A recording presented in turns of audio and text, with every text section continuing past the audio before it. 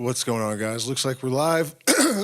We are starting a new series tonight on Kenneth Grant's Magical Revival with my commentary where it's appropriate. I am not familiar with this work, and I'm not familiar with the author, except in reference to a little bit of his history. I know he was a student of Aleister Crowley's for about a year towards the end of his life. I think the last year of Crowley's life.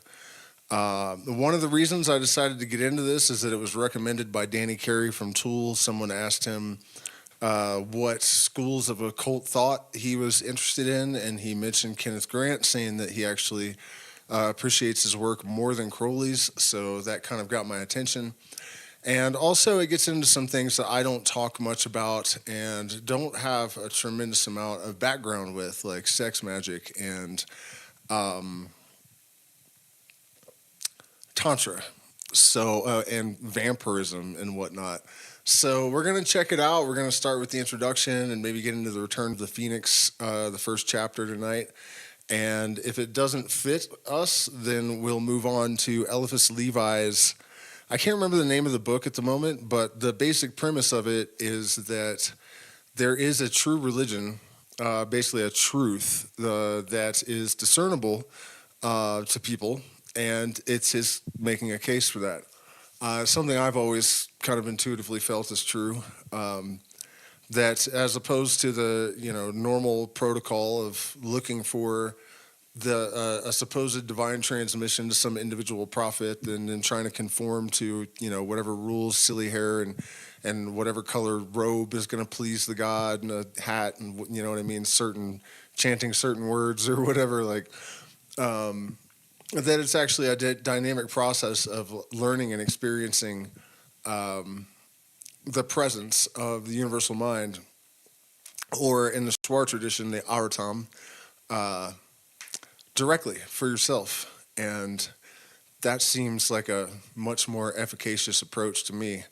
So let me check in with the chat real quick, and then we'll get into the book. What's going on, Dominic?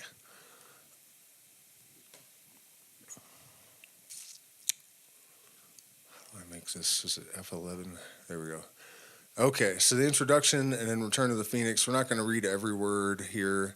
He mentioned some thanks regarding Mr. John Simmons, giving him access to the entire body of Aleister Crowley's writings. The foreword says, "For us who have the inner knowledge inherited or won, it remains to restore the true rights of Attis, Adonis, Osiris, of Set, Serapis, Mithras, and Abel." These words of Aleister Crowley inspired me as a youth, and imagining myself as one of those to whom they were addressed, I soon discovered that for some reason I have not been able to fathom it was the god Set that I was being called upon to honor. I accordingly took it upon myself to penetrate the mysteries of this, the most ancient of deities, and to trace the history of his rites from an indefinite antiquity to the present day. When I wrote The Magical Revival 20 years ago, I had no notion that the book would form the first of a series of trilogies that I would still be engaged upon in the 90s. Nor did I expect it to interest any but the serious occultist. But the numerous letters which I received after its publication and the profound comments expressed in them caused me to plan the series subsequently known as Typhonian Trilogies. Blah, blah, blah, blah, blah. The purpose of this book is to place in perspective the various occult tendencies that led up to the revival of interest in occultism in recent years, and to interpret this resurgence in terms of humanity's need for a universal approach to reality that transcends all previous systems of mystical and magical attainment. Emphasis is placed upon the work of Aleister Crowley because he embodies in a highly concentrated form the particular magical tradition that underlies the present revival. And, for a similar reason, space is given to Austin Osman Spare, Dion Fortune, Charles Stansfield Jones, and others who in their own peculiar way revitalize the current. Having for many years practiced magic as a result of personal contact with Crowley, I have been able to relate his work to the ancient systems which he has been instrumental in reviving. My interpretation of his work is not a matter of speculation, for it can be substantiated entirely by reference of the vast mass of material, diaries, letters, essays, and books, which survived his death in 1947. something about Austin Spare and blah, blah, blah. Okay, let's get started with the return of the Phoenix. In 1933, Crowley wrote a series of articles for a daily newspaper in which he denounced black magic in no uncertain terms. To practice black magic, you have to violate every principle of science, decency, and intelligence. You must be obsessed with an insane idea of the importance of the petty object of your wretched and selfish desires. I have been accused of being a black magician. No more foolish statement was ever made about me. I despise the thing to such an extent that I can hardly believe in the existence of people so debased and idiotic as to practice it.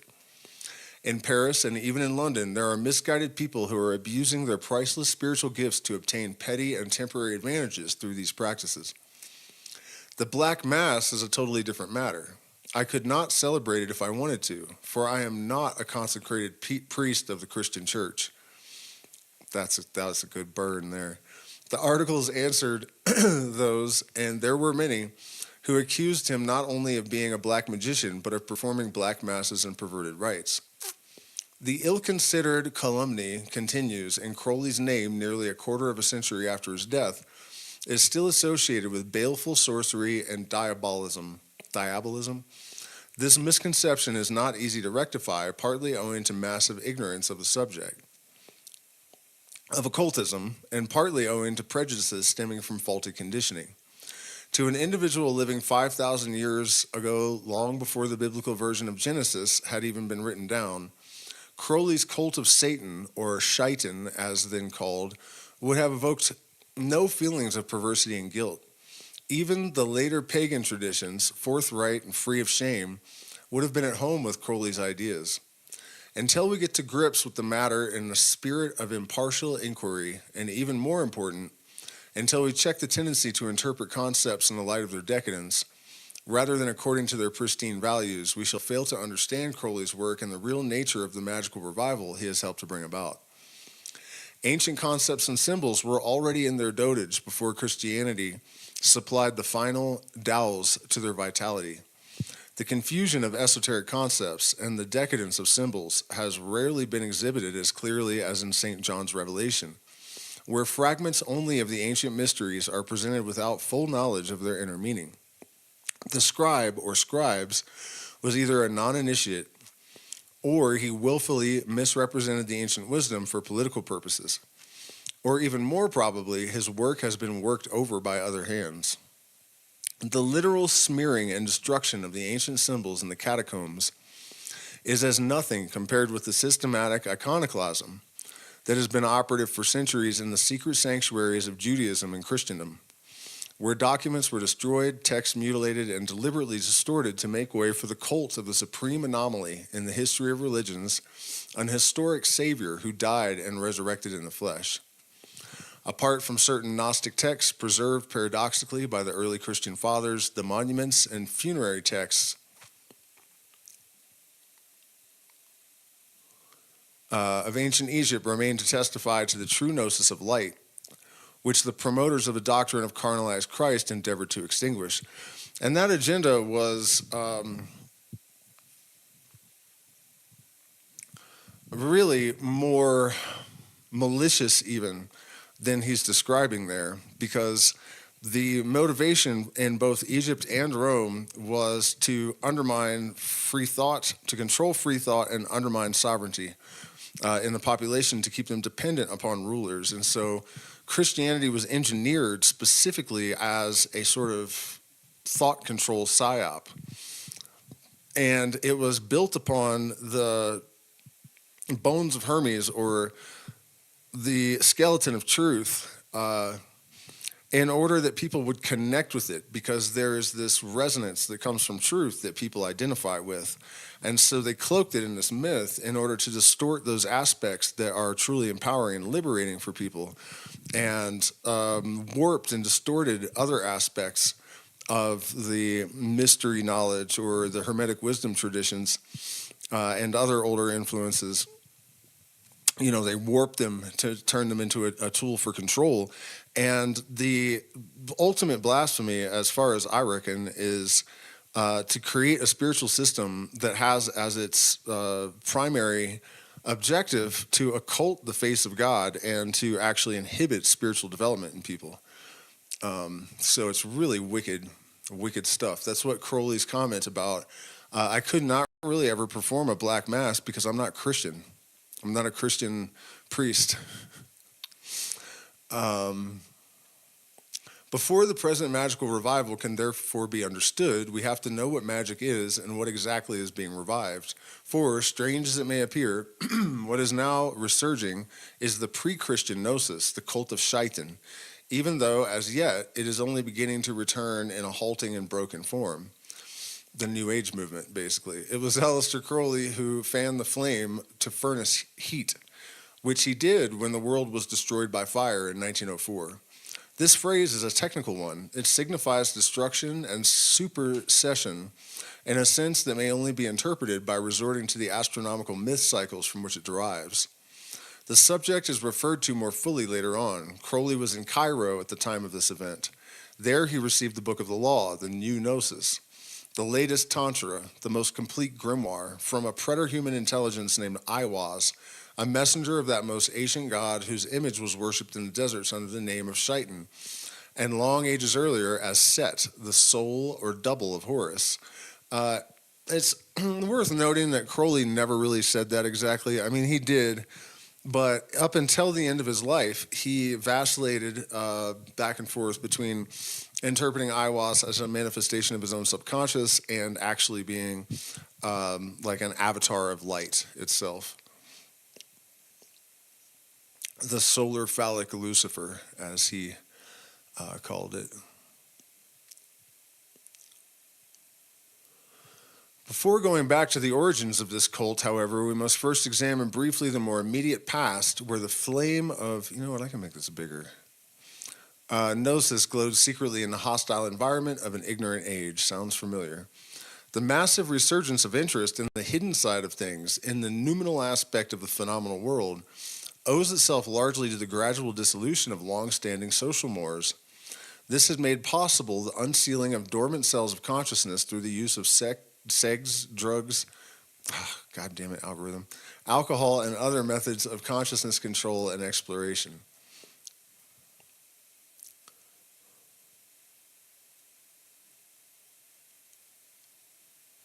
The genesis of this change occurred in the latter half of the last century when Helena Blavatsky threw open the doors of Eastern esotericism and made it available to the Western world. Also, the trend of scientific opinion changed course and began confirming the findings of mystics and occult scientists, ancient and modern. These strands were gathered together and concentrated in a single knot in the year 1875, the year in which two events of far-reaching importance coincided: the foundation by Blavatsky of the Theosophical Society, and the birth in Warwickshire, England, of Aleister Crowley. In order properly to assess these circumstances, it is necessary to understand that an equally significant event was pending: the emergence of the Hermetic Order of the Golden Dawn, which had existed in one form or another and under other names for an incalculable period of time. The Golden Dawn was the inner mystery school of the order that formulated itself in the outer world as the Theosophical Society. Blavatsky's intention in initiating her society was primarily the destruction of Christianity in its historic as opposed to its eternal form. This fact is either glossed over or totally ignored by most writers on the society and its foundress. But it is paramount to an understanding of the vital current that inspired the Golden Dawn, and even more paramount in fathoming the reason for Crowley identifying himself with the anti-Christian formula of the Beast 666. This formula is primarily destructive. It invokes that powers of Horus known as Ra-Hor-Kuit, which necessarily precedes the advent of its twin and complementary power symbolized by that ancient devil of the Akkadian race whom Crowley invokes beneath the mask or persona of Harpocrates, also called Aiwass. Let me check in with the chat.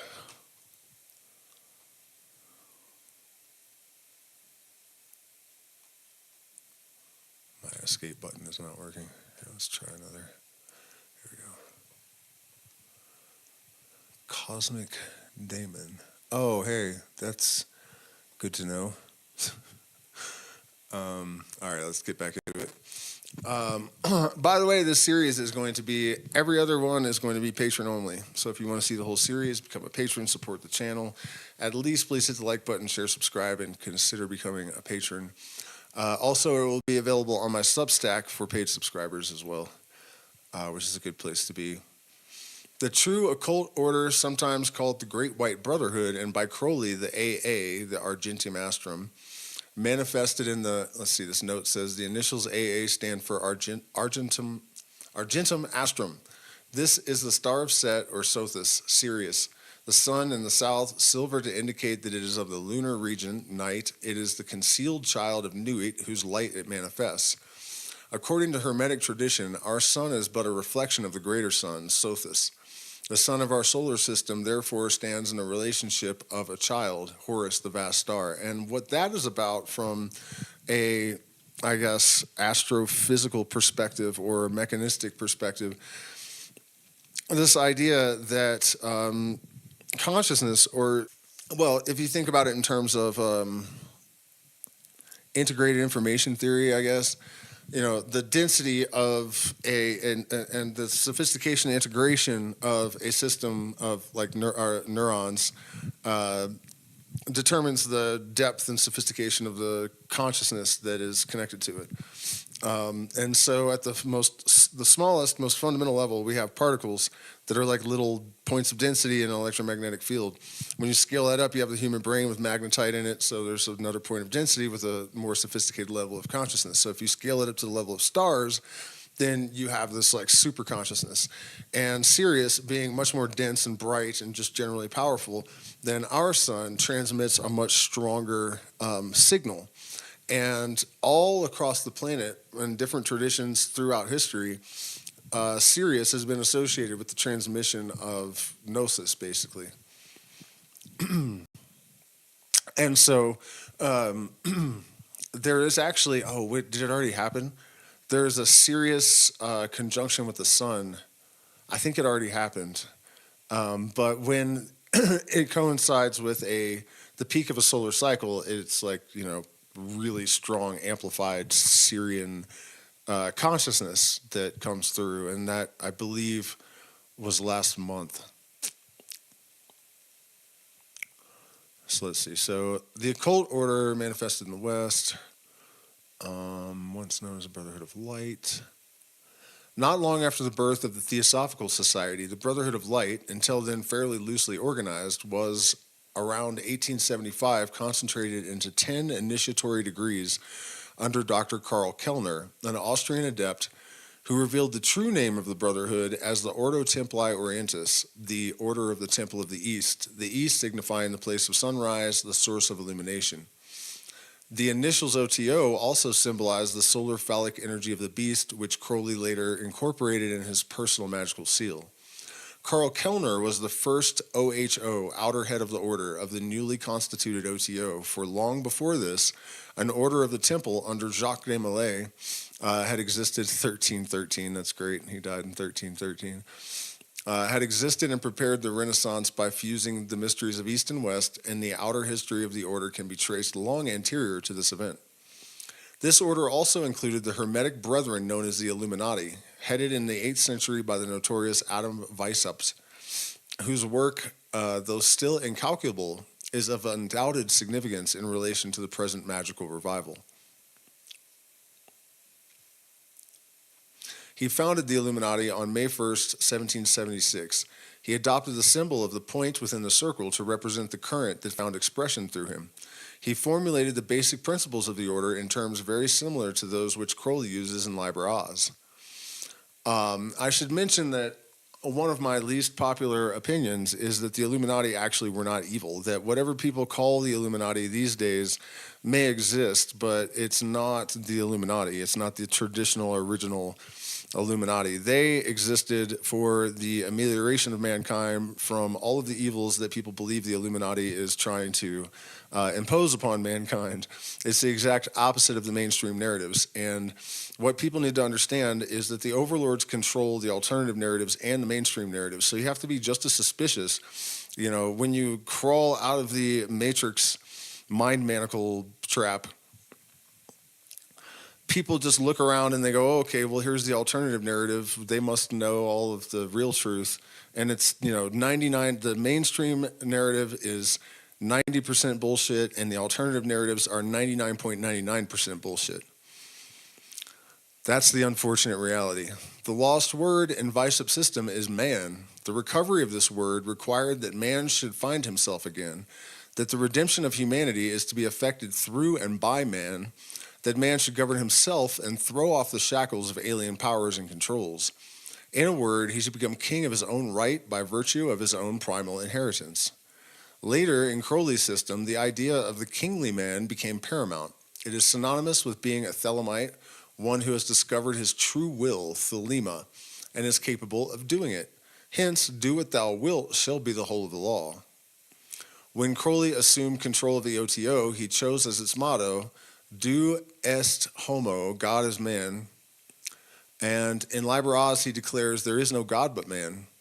It was to man that his manifesto was addressed when, in the middle of the Mediterranean in 1924, he declared Thelema will to be the word of the law, in accordance with what had been revealed to him by Aiwass in Cairo 20 years previously. The Equinox, a series of massive volumes which Crowley published periodically, which he described as the Encyclopedia of Initiation, was also called the official organ of the AA, the Review of Scientific Illuminism. Among the names of those who, according to Crowley, represented his current and past ages appears that of Adam Weishaupt. Count Cagliostro and Anton Mesmer were among those who were initiated into the Order of the Illuminati. Cagliostro was initiated at Frankfurt in 1781 under the authority of the Grand Masters of the Templars, another name of the Illuminati. He received instructions and large sums of money from Weishaupt, who sent him to France, where Cagliostro's special mission was to illuminize French Masonry. I had something to say about all that, too. I don't remember, though.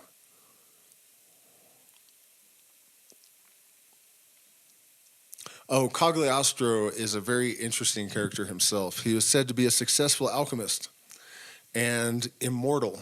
And I haven't looked into him a whole hell of a lot, but what I have seen is really, really interesting. So if you're interested in this stuff, it's worth it to Google him and kind of look into what may or may not have happened there.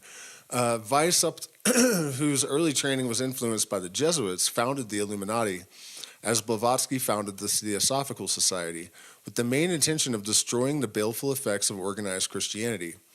Weishaupt claimed to have used for good ends the means which the Jesuits had employed for bad, and that is one of the tactics of these secret societies. They will adopt a religious facade and pretend support for the king or whatever it is, but in secret they are actually looking to overthrow the religious authorities and the political authorities.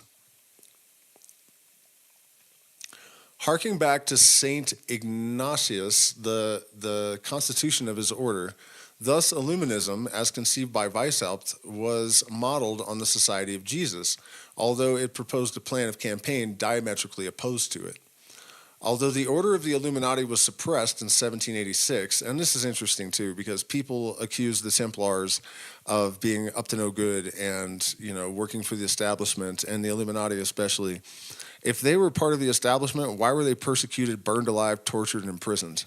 You know what I mean? It doesn't add up at all. Although the Order of the Illuminati was suppressed, Weishaupt and his inner circle of adepts continued to operate in secret behind the veil of Freemasonry, with which the order had linked itself in 1778. Weishaupt maintained that the Illuminati were less an order than a current, which could operate more effectively under cover of something else, under other names and other occupations. Cagliostro succeeded in forming a link with the Martinist order, founded by Martinez Pascali in 1754, with which Anton Mesmer was also involved. Mesmerize. The Illuminati gradually gained control of all important orders until an illuminized network of occult societies had been created. In 1880, the order was revived at Dresden by Leopold Engel. It was with this revived current that Rudolf Steiner was connected, and Franz Hartmann, founder of the Order of the Esoteric Rosechoir. was connected both with Engel's Illuminati and with the Theosophical Society. In 1895, Dr. Karl Kellner carried on the system, calling it the Ordo Templi Orientis, thus reverting to the pre-Weishauptian designation. On Kellner's death in 1905, a German theosophist named Theodor Roos, together with Franz Hartmann, constituted the inner council of the order. It was Roos who initiated Steiner into the O.T.O. The point within the circle, the symbol of the Illuminati, is not only the hierogram of the sun and the god Horus, but in Crowley's system is also symbolic of the union of Nuit and Hadit, which are emblematic of consciousness and its projection as a ray of light. It's just interesting to point out, a lot of Steiner fans are the type of people that think the Illuminati is completely evil. And look at that. Look at that. The union of the circle, Nuit, and the point, Hadit, formulates their child, or combined wills expressed as Ra or Kuit.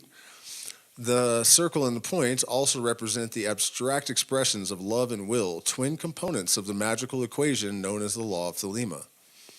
Dion Fortune, in Aspects of Occultism, published posthumously in 1962, observes that primitive cults such as voodoo initiates the subconscious, Hinduism initiates the higher self, and Christianity initiates the personality, the lower self. I don't know about that, man. I don't see it initiating much personality. It's more like imposing herd conformity on people and erasing their personalities. Here, she refers to the true Gnostic Christianity, the eternal religion, as opposed to the cult of the carnalized Christ of historic Christianity. Austin Spare, Aleister Crowley, and Dion Fortune developed precisely these three lines of activity. Spare's formula of atavistic resurgence develops the voodoo line by means of systems of sigils, deriving from his alphabet of desire, each letter of which represents a phase of sexual consciousness. He used the formula in conjunction with a ritual called the death posture. Instead of the vivers of African sorcery and West Indian voodoo, Spare employed various occult geometries embodying in linear form the sound vibrations peculiar to their gods, or the levels of the subconsciousness to be invoked. These vibrations constitute the mantras of the gods, hid from the Golden Dawn, but also from the initiated cult traditions of the original draconian cult operative in the dark dynasties of ancient Egypt.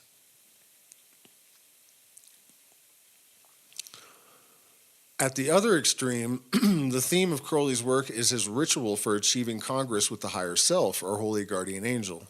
To this end, he successfully adapted an ancient Akkadian or Sumerian rite used by the Yazidi, the devil worshippers of Lower Mesopotamia.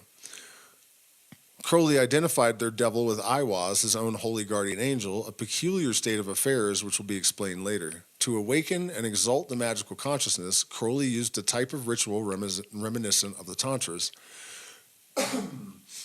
Dion Fortune, in her turn, evolved a system for creating the magical personality from the debris of everyday life. Her work involved the use of lunar magic. She used the energies manifesting through sexual polarity. Her novel, Moon Magic, posthumously published in 1956, explains the mystique, if not the actual mechanism of the process. She stressed the close relationship between the endocrine system and the chakras, the centers of magical power in the human organism. Her controlled dreaming technique derives from the Golden Dawn spirit vision and recalls aspects of the spiritual exercises of St. Ignatius Loyola, who founded the Society of Jesus. These aspects of spiritual development form the three major themes characteristic of the present-day revival of magic, and they reflect the three major phases of consciousness exemplified in mythology as the astral, lunar, and solar currents of the great work. Crowley's system, particularly, resumes all three. The injunction, "Do what thou wilt shall be the whole of the law," first appeared in the Book of the Law, which Crowley received in Cairo in 1904, while in direct astral communication with the daemon Aiwaz. "Do what thou wilt" is the first half of a magical formula which Crowley practiced throughout his life. The second half, "Love is the law, love under will," is its complement. This also appears in the Book of the Law, or more precisely, the Book of the Law of Thelema. For the text, comprising 3 brief chapters, is a comment on this double formula. Crowley spent the greater part of his life attempting to fathom the mysteries of his singular book, and he said in his last years that much still remained dark, but he fathomed enough of it to found a system of magic unrivaled in the Western history of occultism. The essence of do what thou wilt and its corollary is not new. On the contrary, it is as ancient and ageless as the Tao and the Day, the yin and the yang, Shiva and Sakti, or the Tibetan imagery of the Yabyum. What is new is its emphasis upon action, upon doing, rather than upon non-action and surrender. Thelema is a dynamic formula, not a static one, and it requires the precise formulation before action of the energy which is to be its mainspring. When Aiwass communicated the law, he uttered the word will in Greek, because Greek, like Hebrew, Arabic, and Coptic, has its own Kabbalah, each letter being also a number. Thelema also signifies not only will, which is its literal meaning, but also 93, a number of vital significance in Crowley's system. How many miles is it to the sun? The Greek word agape, meaning love, which adds to 93, and so does Aiwass, thus identifying these seemingly diverse ideas in a mystical unity. The three highest Sephirot, which form the supernal triad of the Tree of Life, also adds up to 93, when the secret key of the Book of the Law is applied in a special manner, which is the number 31. The Book of the Law was published several times in Crowley's lifetime, and each publication was followed within a comparatively short time by international disasters: the Balkan War, the First World War, the Sino-Japanese War, and World War II. It was Crowley's belief that when the book is finally published in strict accordance with the instructions given by Aiwass in its third chapter, it will effect the total destruction of civilization as we know it. Thank God. So far, the instructions have been imperfectly executed, and the Holocaust, therefore, incomplete. The Thelemic book is not merely passively prophetic, but actively charged with a power strong enough to reduce whole dynasties to rubble. Crowley describes the phoenix of Thelema that will arise from the dust and debris of civilization in a brief but powerful work called The Heart of the Master, 1936. Phoenix was Crowley's secret name in the O.T.O. He did not assume it officially because events had not, magically speaking, brought the phoenix to birth. He therefore retained the title Baphomet, which he had adopted in 1912 on his initiation into the order by Theodore Roos, its then head. The phoenix is known as the double-wanded one, the bird of return, and the title in Crowley's case has particular significance as a dynamic expression of the dual formula of Thelema and agape. In ancient Egypt, the Binu bird, or phoenix, was represented by the heron or hawk, and the golden hawk was the vehicle of the god Horus, the solar phallic deity through whose messenger, Aiwass, the Book of the Law, was communicated. The phoenix was also an ancient constellation in which Sothis, or Sirius, was the chief star. It probably corresponded to the complex of stars known as Cygnus and Aquila. The phoenix, or Binu bird, was the hawk, heron, ibis, rook, nycticorox of the Egyptians. The peacock of the Hindus and the eagle of the Romans are cognate symbols. According to Pliny, the life of the phoenix had a direct connection with the great year of cyclic renovation, in which the stars and seasons return to their original positions. The duration of this cycle is given variously by different authorities. One authority ascribes to the cycle a period of 666 years, which may have been another reason why Crowley chose the phoenix as his secret name in the O.T.O. Other authorities ascribe to it the much longer period of 1,461 years.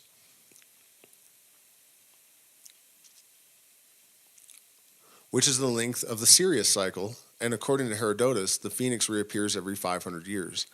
The constellation once known by that name was an image of the Sothaic or Siriatic year, because it arrived at the meridian at the time of the rising of that star. The Egyptologist Lepsius proved that the priests of Egypt were acquainted with the phenomenon known as the precession of the equinoxes. The worshippers of Set were the most erudite astronomers of Egypt, as well as being the builders of the Great Pyramid. They were acquainted with the true length of the cycle of precession and calculated it as a period of 52 phoenix periods of 500 years each. This makes a grand total of 26,000 years, the great year of the Egyptians, and also, what is it called? It's not the Baktun. The great year of the Mayans is also 26,000 years, but it's not called that. I'm not recalling the name at the moment. but it's the same number. And basically it has the same attributes, I guess, attributed to it. As the returning, reappearing, or ever-coming one, this constellation was represented by the adept who bore the phoenix wand in the rituals of the Golden Dawn.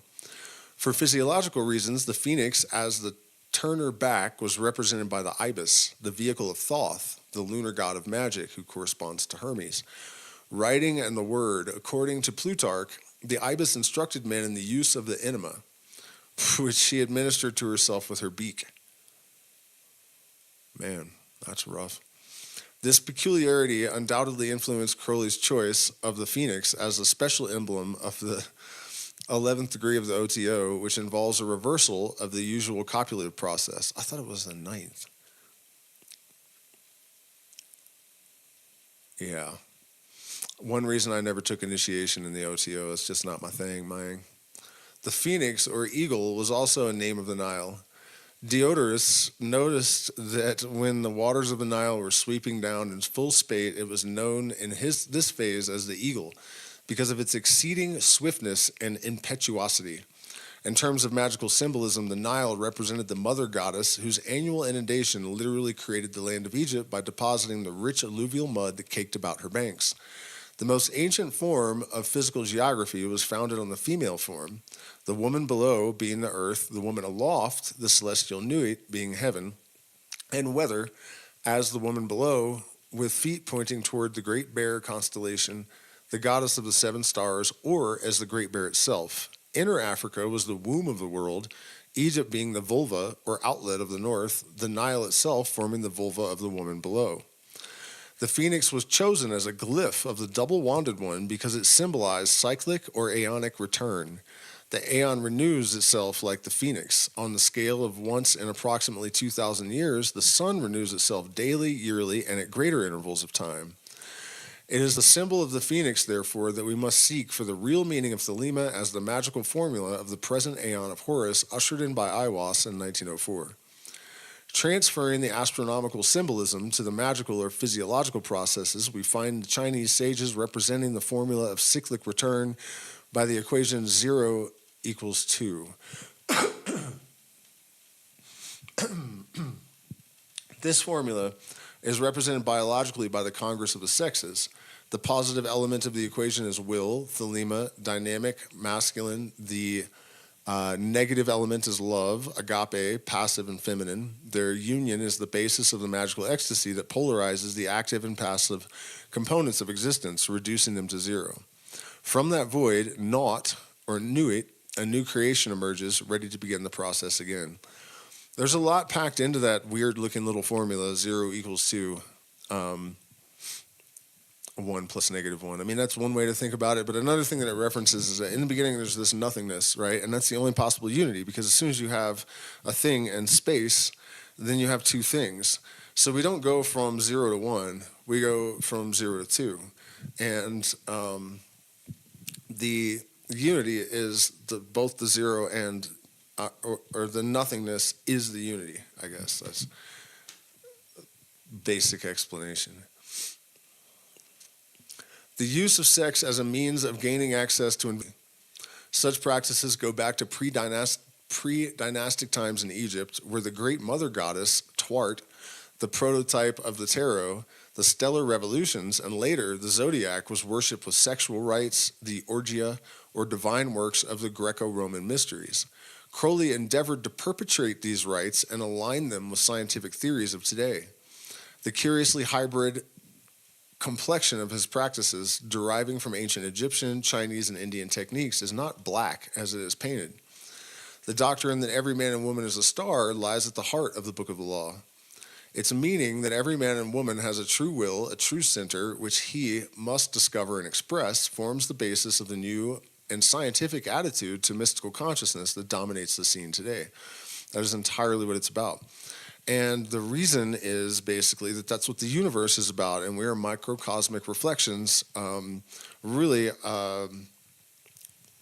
holographic extensions of the macrocosmic and its processes. So the universe is here to understand itself, basically, and to fulfill all the possible experiences that it can within the parameters that are dictated to it by its own laws, right? And that's where we're at too, exactly. So, and the fact that we're disconnected with that is the reason for like 99.99% of our problems on this planet. He's not wrong about any of that. In order to tap the reservoirs of energy that make an individual what he is, an individual unit, not a soulless fragment of some hypothetical concept called mankind, Crowley used drugs, sex, alcohol, and the words of power based on the Oriental science and mantra or rhythmic vibration. By such means, collectively or singly employed, he energized the subtle centers of primal energy in man. In the language of the Tantras, he awakened the serpent power Kundalini. This form of consciousness control is exceedingly dangerous if undertaken without proper initiation, and Crowley reminds the practitioner of the warning given by Set or Hadith in the Book of the Law. I am the secret serpent coiled about to spring. In my coiling there is joy. If I lift up my head and I and my nuit are one, if I droop down my head and shoot forth venom, then is rapture of the earth, and I and the earth are one. There is great danger in me, for who doth not understand these runes shall make a great miss. The full invocation of Thelema, the true will in man, was facilitated by Crowley through his restoration of Greco-Egyptian rite. This antique ritual, the most potent extant, according to Crowley, later formed the preliminary invocation of the Goetia of Solomon the King. And its actual origin, however, lies in a phase of religious history long anterior both to the medieval Goetia. I've always said Goetia. I don't know if that's correct or not. Goetia sounds too like flamboyant. You know, these are fucking demons we're talking about, right? And the Greco-Egyptian rite, it existed in the Akkadian or Sumerian epic when the oldest of all deities, Set or Shaitan, was adored in the deserts by the Yazidi. This rite, replete with words of power or the barbarous names of evocation, etymologically restored, was published by Crowley in Magic and Theory and Practice in 1929. The performance of this ritual establishes the magician in the sphere of his angel. The result is described as the attainment of the knowledge and conversation of the holy guardian angel. Only through intimate communion with this angel can man learn the word of his will, and having learnt it, proceed to fulfill it. For once a man has entered into full communion with his angel, no power on earth can turn him from the performance of his will. That is something that I have to say is true. And it's not a matter of like determination and dedication on a conscious level. I'm hungry as hell. I got some like sardines here. Maybe I don't know if there's any left. Too much tomato sauce. What was I saying? Yeah, it's more like just your compass has been set and there's nothing you can do about it. There's nothing that you would do about it if you could, you know? But that's really at the core of the values or the value of gnosis.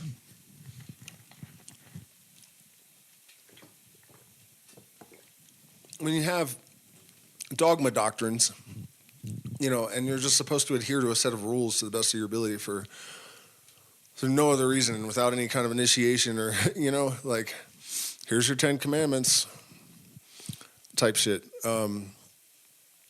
It doesn't work that well. But in the case of these hermetic initiations or solar initiations or however it happens, there are organic internal processes that are catalyzed that cause real change. And that change is the dissolution of interference patterns that represent inauthenticity that has been inculcated into a person's being through circumstance. Yeah. So, you know, when we see that all biological systems tend towards homeostasis, the same is true of our energetic being, because the reason we see those biological systems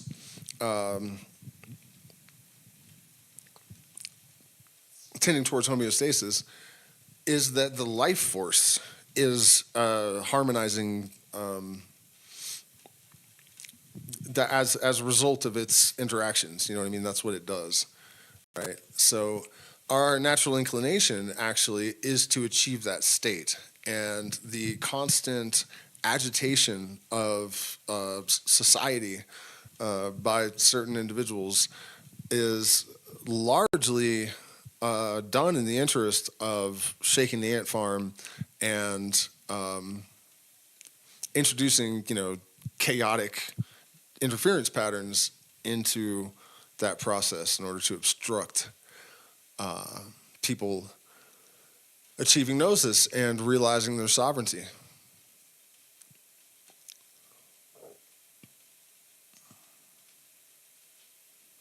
The word of the will, Thelema, is the name of the angel who utters it at the climax of the magical rite, and when interpreted in terms of individual consciousness, it reveals the secret and supreme formula of supreme enlightenment. Crowley insists that it is impossible to do one's will until the name has been communicated. This is the meaning of the old texts that declare God and his name to be one. The name is the secret self of each man and woman. The aspiration required to establish contact with the true self, the angel, must be so utterly one-pointed, as in Crowley's case, that no mundane considerations whatsoever can stand in the way of its attainment. Crowley pressed into the service of his work, the great work, every conceivable means of communication with the unseen worlds. The result was that through this ritual, and others like it, he grew in communion with extraterrestrial intelligences. His already wide knowledge of magical and mystical methods of attainment deepened and expanded. To facilitate traffic with entities of other spheres, Crowley sometimes made use of women who were themselves so emotionally unstable, so feebly linked to the world, that they were able to scry in the spirit vision and project their astral bodies with very little trouble. The added stimulus of the rites of Bacchus, alcohol, and Venus, sex, greatly accelerated these experiments, and several major workings of this nature survive among Crowley's papers. Let me check in with the chat again. This is interesting so far. I'm digging it. Pretty familiar to me, most of this, but this is just the first chapter, so I would imagine we're going to spiral out sooner than later.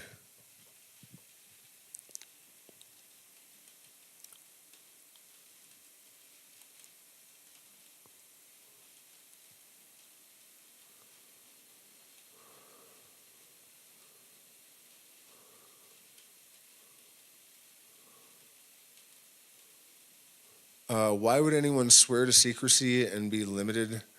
That's not really what that's about. There's a lot of reasons why people should swear to secrecy.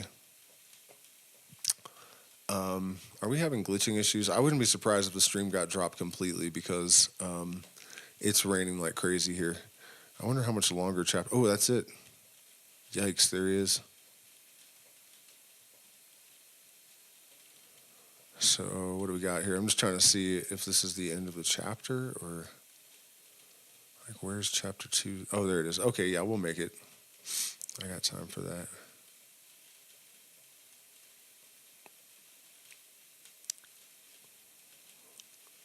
Where were we?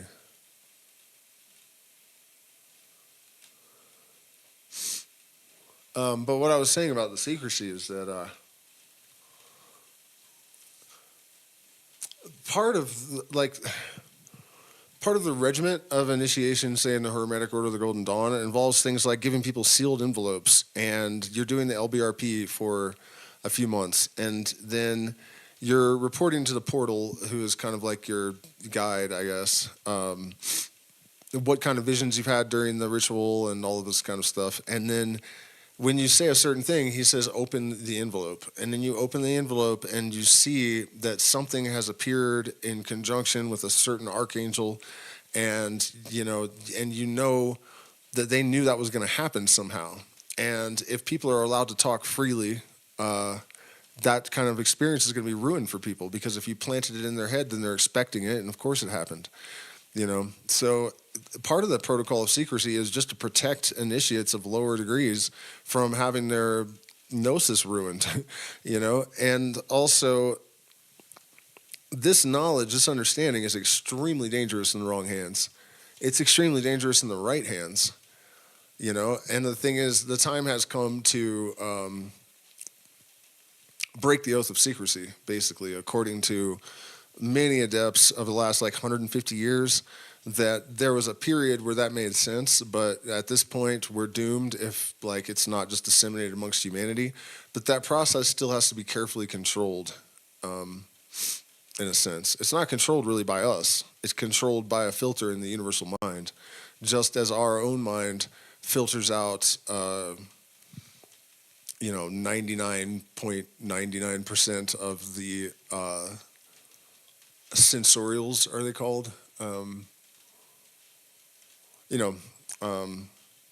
Perceivables, in the interest of maintaining, so that we can maintain our functions. It's very difficult to navigate a more expanded consciousness.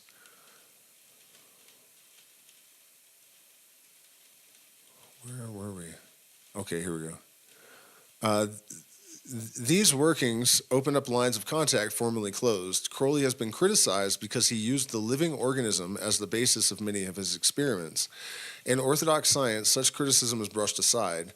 Yet how few scientists, relatively speaking, involve themselves in experiments as did Crowley, risking disease, drug addiction, death, and the worst forms of madness in their quest for truth.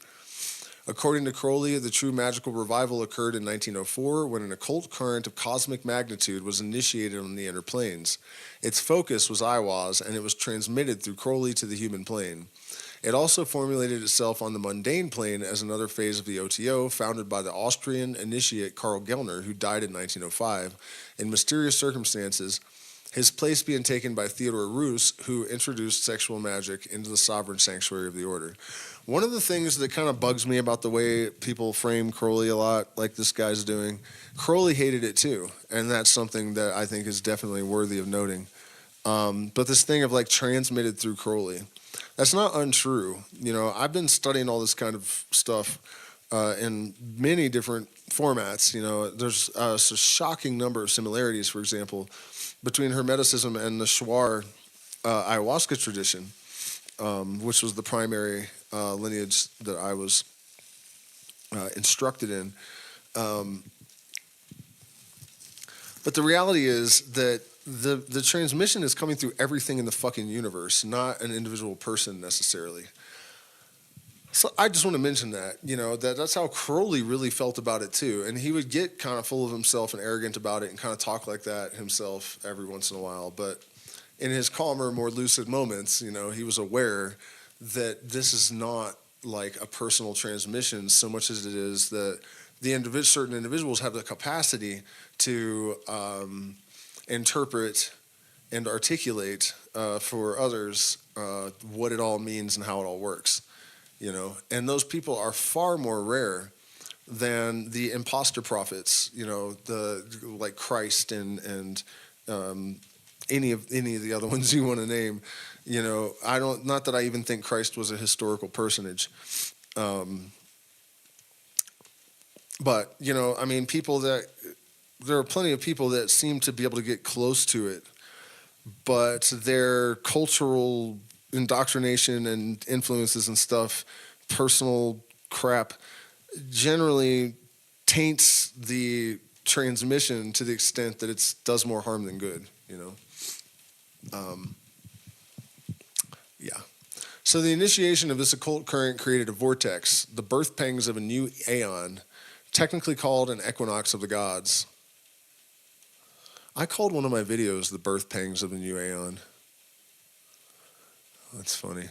Such an event recurs at intervals of approximately 2,000 years. Each such revival of magical power establishes a further link in the chain of humanity's evolution, which is but one phase only of the evolution of consciousness.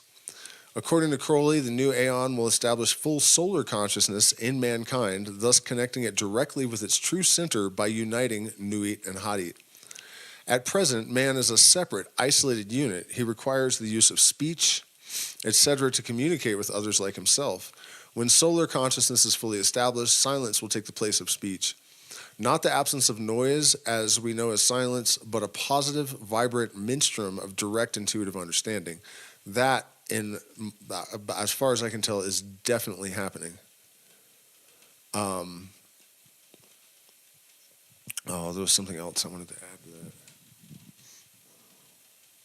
Yeah, so the first time I took a heroic dose of mushrooms, I'm not going to pull my sleeve up, but I have this tattoo of this face that appeared on my wall, and its third eye was the planet Earth rotating. And it spoke in silence that was punctuated by greater silence. Kind of like a Morse code made of silence where the spaces between the silence were even greater silence. And you understood just intuitively. I understood intuitively what it was saying. And it said, you have a lot of questions about your origins, and I will give you part of the answer. And the wall opened up, and I could see this spaceship that was made of living tissue. Like the wires and tubes appeared to be almost like blood vessels and nerves and stuff. And it was so huge that I just kept looking and looking and looking and looking. And it's like it just went on forever and ever and ever and ever and ever and ever. And then I think the vision was over. So who knows what that means exactly. But so this is Crowley at the age when he was working with him, I guess. Liber 27, the law of the strong, this is our law and the joy of the world. Do what thou wilt shall be the whole of the law. Thou hast no right but to do thy will. Do that, and no other shall say nay. If you are really doing your true will, and I can attest to this from personal experience, the only person that will stand in your way is you. Every man and woman is a star. There is no God but man. Man has the right to love by his own law, to live in the way that he wills to do, to work as he will, to play as he will, to rest as he will, and to die how and when he will. Man has the right to eat what he will, to drink what he will, to dwell where he will, to move as he will on the face of the earth. Man has the right to think what he will, to speak what he will, to write what he will, to draw, paint, carve, etch, mold, build as he will, to dress as he will. Man has the right to love as he will, take your fill and will of love as ye will, where, when, and with whom ye will. Man has the right to kill those who would thwart these rights. The slave shall serve. Love is the law, love under will. Amen. The law of the strong, this is our law. Oh no, is this the same thing but easier to read? You jerk. This consciousness has already formulated itself in certain individuals who are the earthly reflexes, the reflections upon earth of those masters or secret chiefs whose work entails the administration of consciousness in its human phase, and in the particular segment of that phase wherein man may achieve full realization of his identity with the source of illumination, i.e. solar consciousness. This is typified macrocosmically by the sun, point within the circle, and microcosmically by the phallus, which in turn typifies the kundalini, the serpentine or spiral power of creative consciousness, the Fibonacci sequence. Men will become as gods because the power of creation, the prerogative of gods, will be wielded by them through the direction of forces at present termed occult or hidden. The methods of this direction are contained in the Book of the Law, a grimoire of magical instruction, the secrets of which are automatically preserved from profanation because only those able to use the powers to which it is the key can understand the Kabbalistic and literary ciphers which it contains. We shall fathom a few of them here. The key symbols of the book are Nuit, consciousness, the absolute, Hadit, the manifestations of consciousness, and Ra-Hurkuit, the reflection or projection of Hadit in the form of the objective universe. The manifesting power of consciousness, which is Hadit, is typified by the phallus, or the beast, which is the link between the ideal world of absolute subjectivity and the actual world of concrete objectivity, their union being symbolized by Ra-Hurkuit. Ra-Hurkuit is therefore the son or result of the union of Nuit and Hadit, as well as being mystically identical with both. This is something that people have a really hard time with, and the reason mostly is profit motive. And the New Age movement, manifestation coaches and the like, really try to sell the idea that if you just visualize a bicycle rolling up in your driveway, then that'll happen if you just believe it hard enough. And that's completely stupid, obviously. If they were really capable of manifesting anything they want, they wouldn't be teaching courses and selling books. You know what I mean? It's not like that. And it may be like that at some point. And I think it gets to be more and more like that as we evolve these sort of preternatural capacities of consciousness. But the kind of what he's saying there is, you have to be realistic about where the boundaries are. And Crowley also wrote that the most common mistake that the magician makes is to believe that his magic can do more for him than it can. And in my case, I made the mistake. It wasn't exactly that, but I wasn't always clear about what things could be done. In a lot of ways, it did more for me than I ever imagined it actually could. But then you run into obstacles and impediments when you expect your consciousness to be able to resolve, certain constituents of your experience that it can't, or that it can't address or influence. At least not without a proper sequence of engineering, conduits to allow things to flow and move.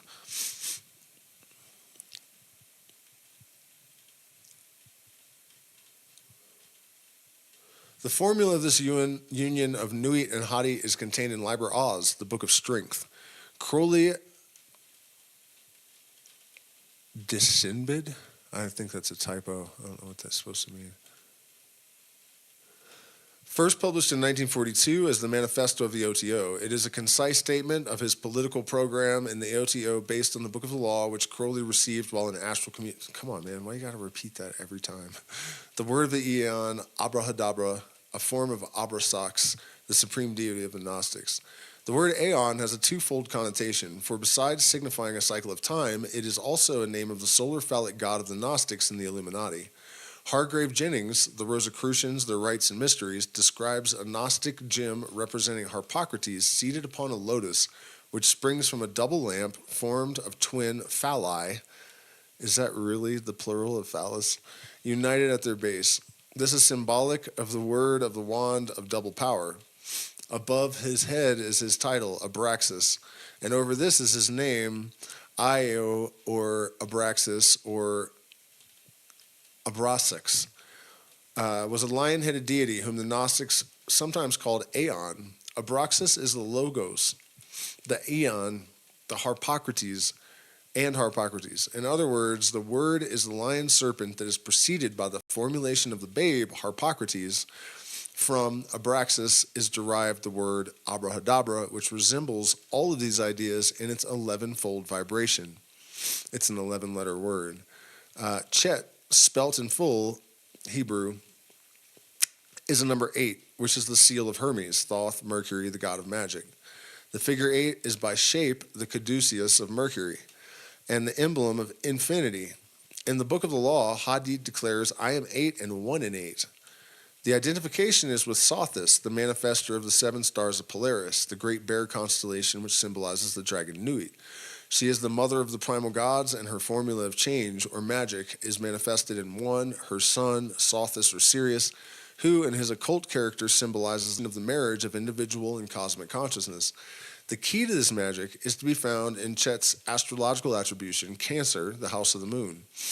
In the Book of the Law, the moon is typified anthropomorphically as Babylon, the scarlet woman. Her color refers to the blood which characterizes the lunar menstruum.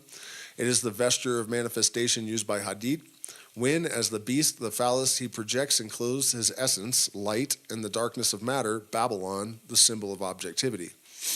The hieroglyph of the AA is typified by an 11-rayed star symbolizing the union of the human and the divine elements of consciousness.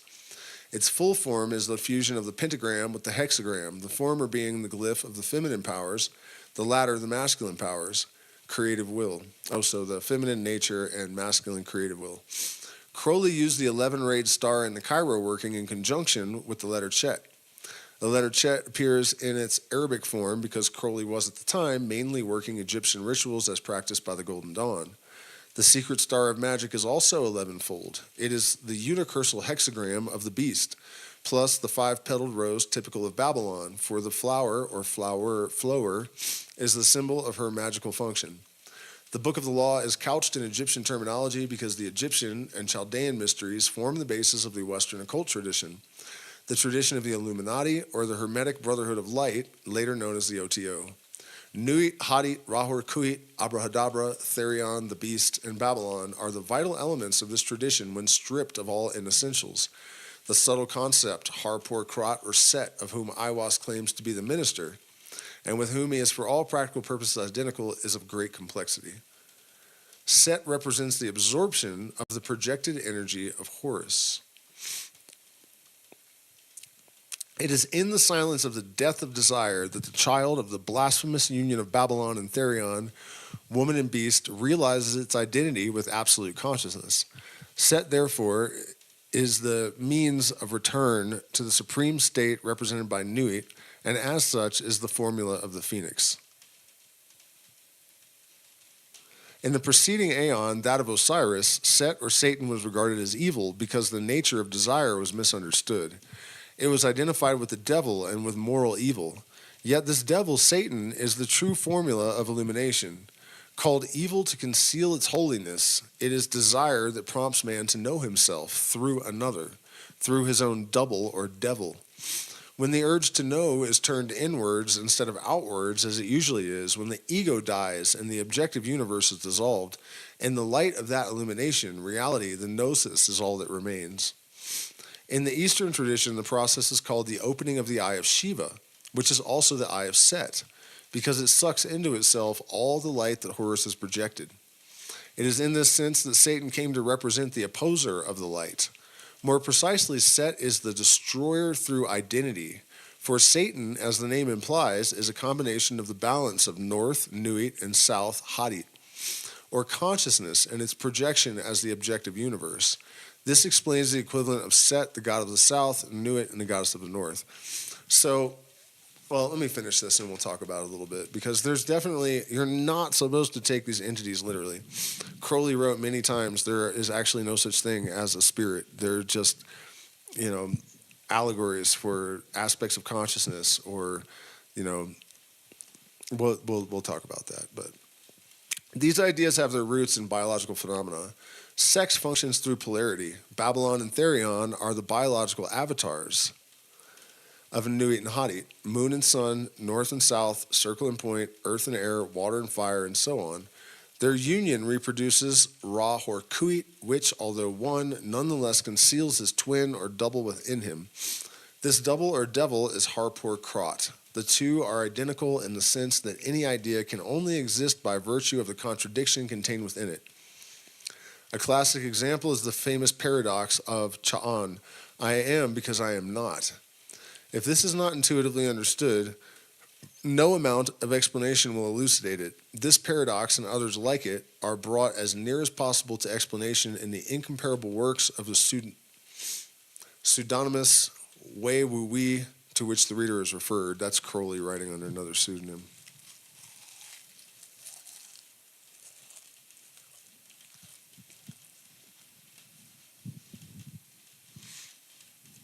So give me a second to chew up these leaves and I'll be right with you.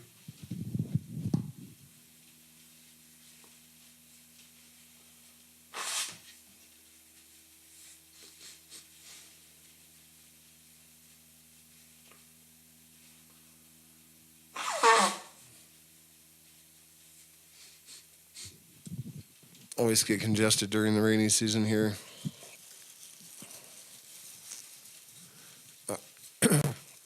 All right, so let's talk about Satan.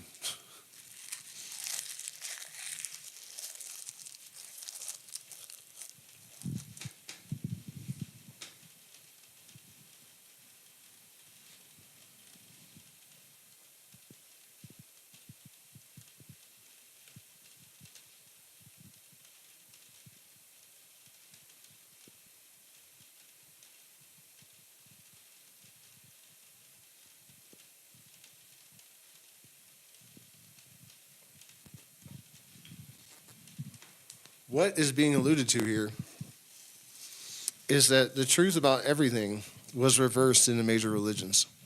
It's not necessarily that Satan is an actual entity that runs around, doing God's will by torturing Job and killing his family and striking him down with disease. Just going to remain what's going on, Stellar. Faithful. They demonize sex. They demonize transcendental practices. Did the stream just get dropped? So what happened?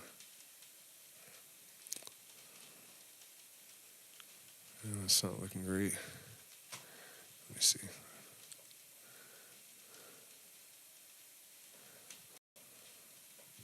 The shamanism, psychoactive materials, everything that could possibly contribute to the liberation of mankind through direct experience of the transcendental.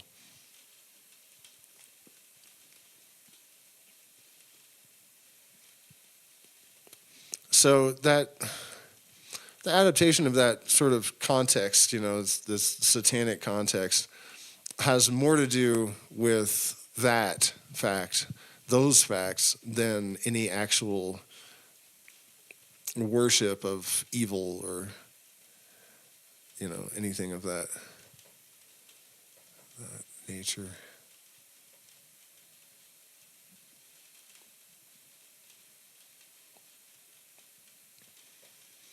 So if you guys have any questions, comments, subjects you want me to riff on for a bit, pop them in the chat.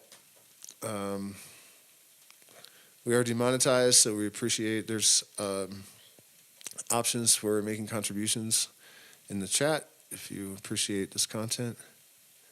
You can also become a patron and get access to, I think, 7 years of patron-only content now. It's not very well organized. I'm working on that, though. Just realized the other day that I didn't really organize stuff, and you kind of just have to scroll, so I'll fix that, I promise. We also still have spots at our retreats, which start at the end of January and will continue with a break in the middle of the summer through September in Tamaulipas, Peru, an amazing property. I did get some pictures of the accommodations and posted them in the community. They were missing from the stream where I showed some video of the animals on the property and whatnot.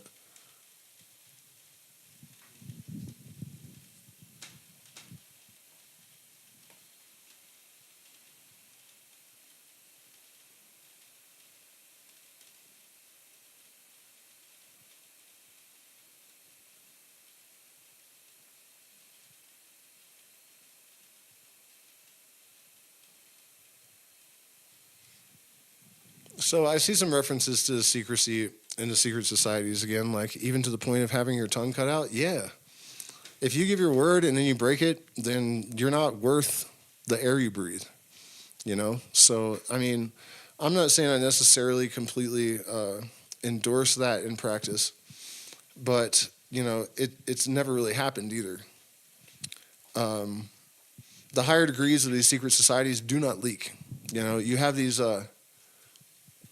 they're called Cowans, people that pretend to be high-ranking Masons and whatnot that claim to have, they're spilling the secrets in a YouTube video.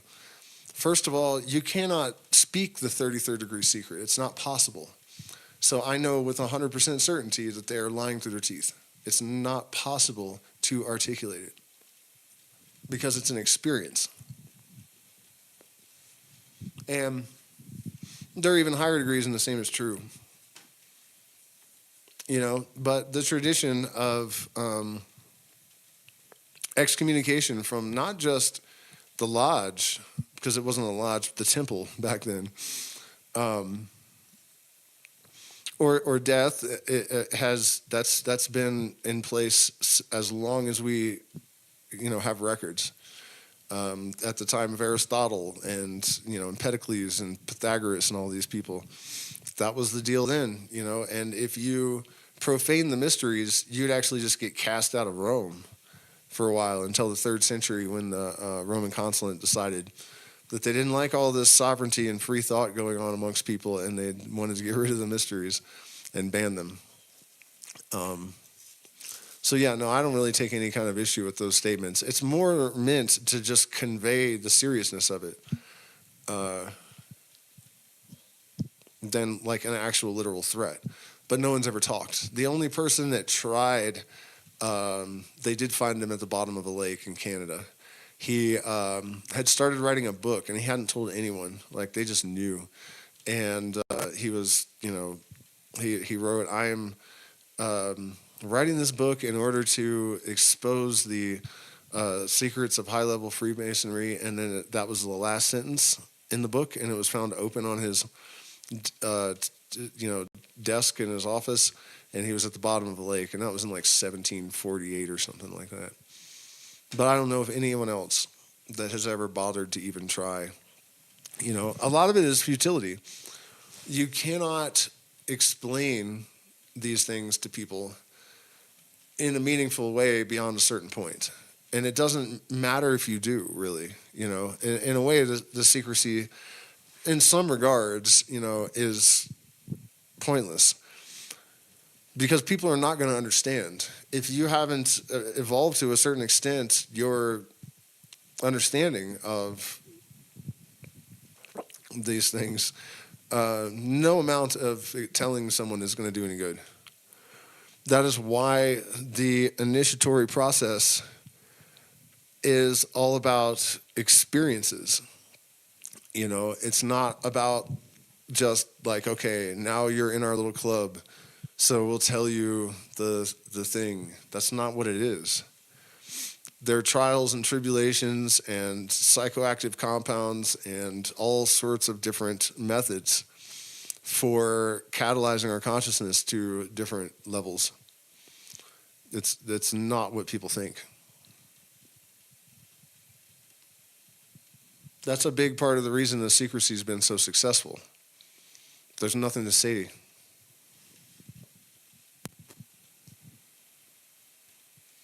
I mean, there is to the extent that you can kind of translate the knowledge into like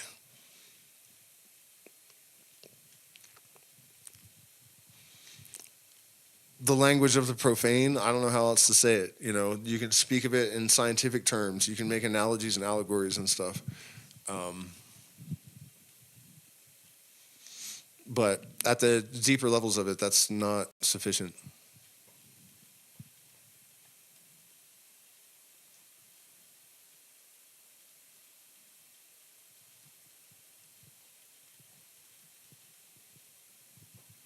No, the secrecy and hoarding of knowledge did not lead to corruption.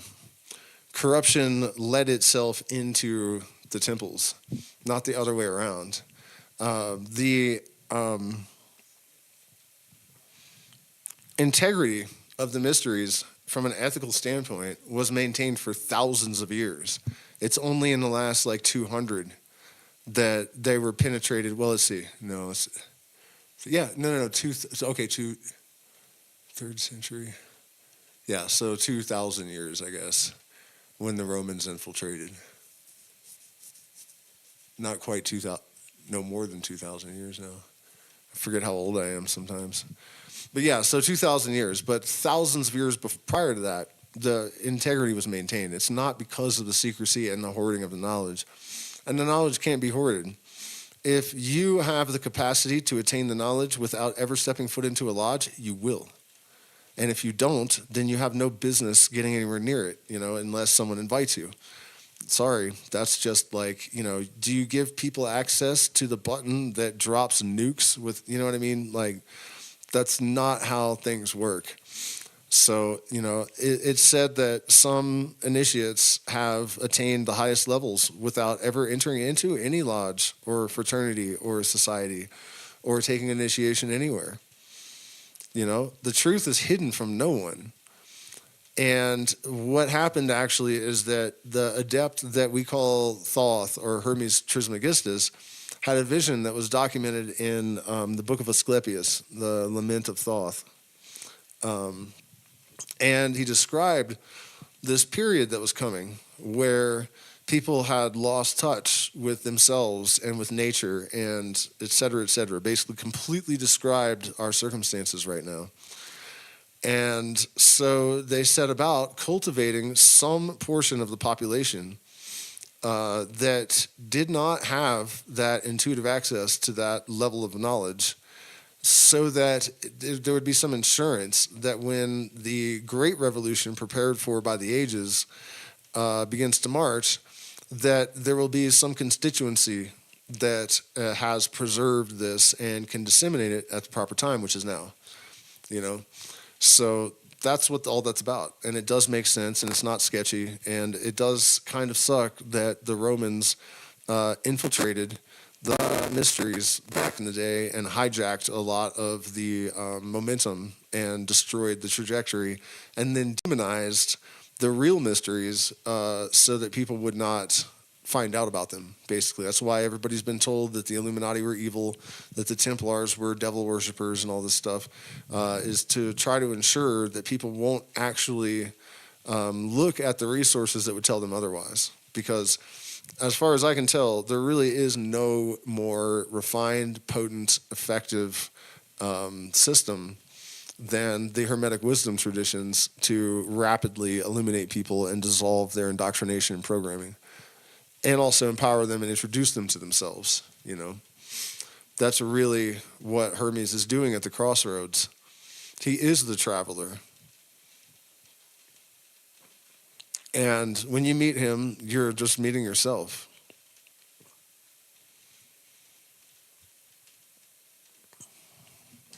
All right, let me check in with the chat again.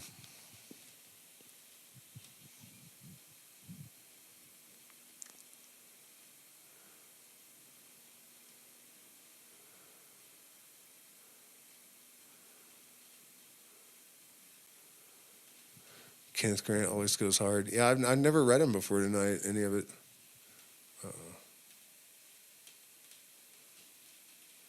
Looks to me like we're glitching.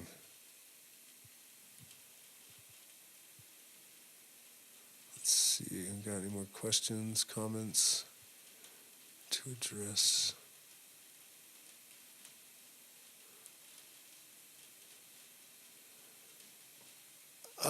Somebody did ask a while back about whether Crowley saw Aiwass as a separate being or not, and I did address that earlier, but basically he vacillated back and forth between whether it was actually, you know, an avatar of the sun, solar consciousness, or actually just part of his subconscious. He kind of never made up his mind completely. Somebody mentioned, I think because I said that, you know, manifestation doesn't really work like a lot of New Age manifestation coaches like to sell it. But it's not true that it never does. I mean, the problem with coincidence is that when you're in a sea of information, and, you know, I can't remember the number of sensory inputs that we interpret, our brain interprets every day, but it's, you know, it's an absurdly large number. There are bound to be some ridiculous coincidences, like it's a probabilistic certainty, you know. So it's really hard to say for sure. But he was talking about how they just, like, there was just a generator in the middle of the desert and they needed it, you know. One time I ran out of gas in the middle of nowhere in the mountains. So I started climbing up a rock slide looking for crystals and stuff because I didn't have anything else to do. And unfortunately, I think somebody probably died because there were glasses and stuff like smashed up with the money. But there was a $20 bill just kind of sticking up out of the rocks, you know. And then somehow I managed to do it again a couple days later, you know, because I never have a bank account. So I just, like, if I don't bring enough cash, I'm just doomed. And hey, we have 11 concurrent viewers and 11 average view duration. Usually it's 11:11. I guess this wasn't holding people's attention as much as it usually does. But a couple days later, it happened again. Exactly the same thing. I was in a parking lot, and I looked down on the ground, and there was a $20 bill sticking up out of the ground. And it's like, once again, you know, my dumbass is, you know, I just didn't grab my wallet or something, and, you know, and there's just $20 there. So these things happen, you know, and I'm not saying that it isn't possible to have influence on your reality. I'm just saying that you have to understand the parameters that dictate what's actually possible and realistic and what isn't, or you can get yourself into a whole shit ton of trouble. So I don't see any questions or comments or new topics. We're going to continue this, but we're also going to do Eliphas Levi's book about the universal religion. I can't remember the title of it. But the reason I want to do that at the same time that we're doing this is that I was really impressed with Transcendental Magic. We did that series a while back. And apparently that's not considered the high watermark of Levi's thought. This other book is. So I'm really curious about that. Sounds really interesting. Thank you guys so much for spending this time with me. I know the rain is making the internet go in and out, so probably better for me just to find something else to do. But I appreciate you guys spending this time with me. I hope that this was interesting. I know it was just a lot of history and a lot of like basic Thelema stuff that most people that are interested in this topic are already aware of. But that was just the introduction. The next chapter is the metaphysics of sex magic, I think, was the title. And that, I'm sure that's going to be wild. So thank you guys so much for spending this time with me. Please hit the like button, share, subscribe, consider becoming a patron. If you want to learn about all this stuff directly from me, I do offer consultations. You can send me an email if you're interested in that. My partner and I are going to do another stream in a few days on the human design system, and we're going to still offer that promotion where she'll do your body chart and give you the half-hour consultation plus a month of my consultation, 1 hour a week, for the same price as the consultations. And the human design body chart is actually, the impact that it has on people is way beyond what you would expect. I had another person contact me the other night that had a lot of really surprising feedback, really, really intense impact. And I think that my evaluation of why, that it really is like an objective mirror, but it's an accurate blueprint of your being, but without your dissonance and distortions and preconceptions and all that stuff. All that is like removed. So you are actually looking at the direct objective expression of your fundamental self, and there's something about it that has tremendous impact on people. So there's that, and then also the retreat events we still have opening, so shoot me an email. Otherwise, have a good night, and I'll see you tomorrow.